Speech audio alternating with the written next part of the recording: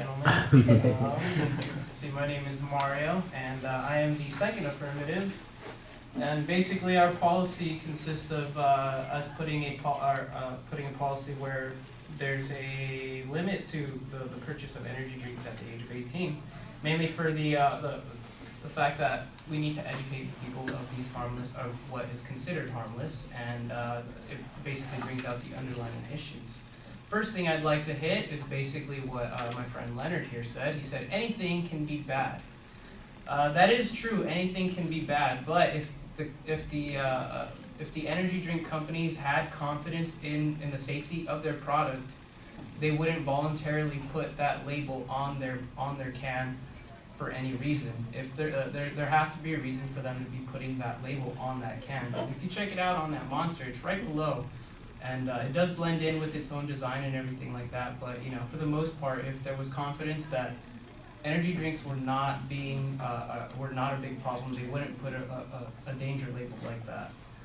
Another thing is that he said that people 18 and below are drinking more soft drinks. That's the thing. Many people like to associate these drinks as soft drinks in general.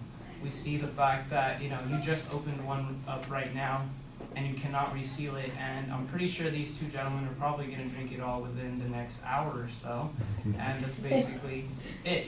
People are using them as regular sodas, and that's the thing. People aren't really educated in the fact that these things are supposed to be taken in moderation and also be accepted in their own serving sizes.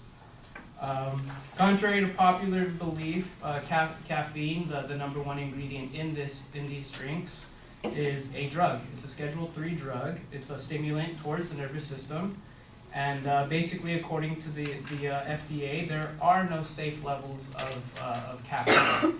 So what that means is that, depending on your size, your weight, your health, and your own tolerance, caffeine can hit you at different ways than most other people sort of experience it at.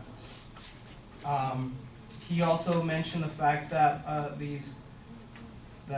those that take fewer drinks of caffeinated drinks or energy drinks in general, they still have cardiac arrest. That's the whole reason why we're trying to put this policy in. Some people have one cup or half a cup of this Monster, and they already start feeling like they're freaking out. That's the reason why we're trying to put this policy into place. If we look at the properties of the caffeine within energy drinks, according to the Johns Hopkins Medical Center, it only takes about 100 milligrams of caffeine to create dependency on the substance. If we look at the contents that were taken straight from each of the websites, such as MonsterEnergy.com, RedBull.com, or even DrinkNOS.com, the levels are really high.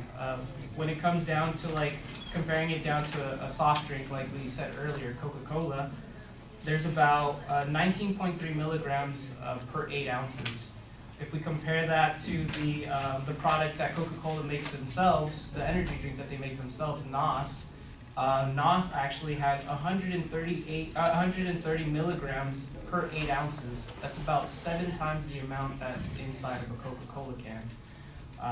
And on top of that, these cans don't come in 8-ounce cans, they come in 16-ounce cans. So if you double that, you're basically getting roughly 260 milligrams of caffeine within your daily intake. That's well above the amount that's needed for dependency and the amount that sort of needed for addiction in general. As we said earlier as well, the statistics that I'm giving you right now about the content is not completely accurate, since for one thing, it's on their website, and for another thing, they're not bringing up the amount of guarana that's inside of the product. And as we know, guarana, it has 4 to 5% more content than actual coffee beans itself. When we look at the dependency of these drinks, basically, according to the Division of Child and Adolescent Psychiatry, the Division of Neuroscience and the Department of Psychiatry, it's shown that 42% of the subjects built a dependency on the effects of caffeine. With that, 77.8% of the subjects experienced withdrawals, and 40% expressed the desire and the unsuccessful attempt to control the use. This was all coming from the drug and alcohol dependency paper that I had read. But in excess, energy drinks can bring tremors, nausea, vomiting, irregular heart rates, confusion, panic attacks, and even seizures.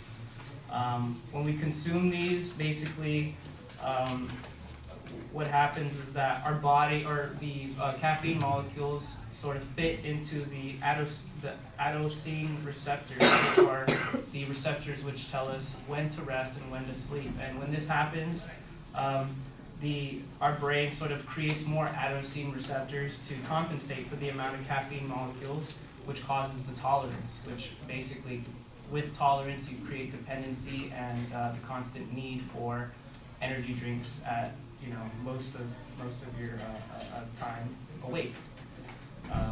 But overall, if it has less severe side effects and withdrawals, the symptoms share qualities of alertness, renewed energy, and pleasure with substances such as cocaine.